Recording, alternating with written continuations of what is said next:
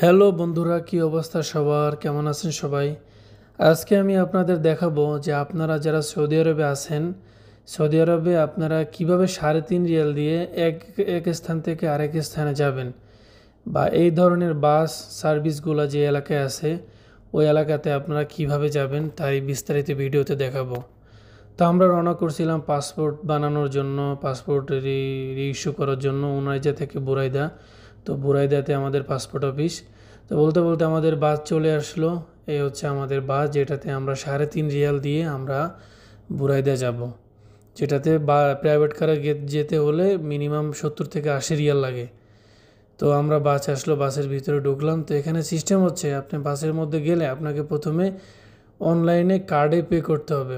বিশেষ করে ওদের সেবা কার্ড সিস্টেম, যেটা একটা মেশিন আছে, ওটার মধ্যে কার্ড দিয়ে আপনার 3.5 রিয়াল পে করতে হয়। একজন একজন করে 3.5 রিয়াল। তো আমরা পে করলাম, পে করার পর বাসে বসলাম।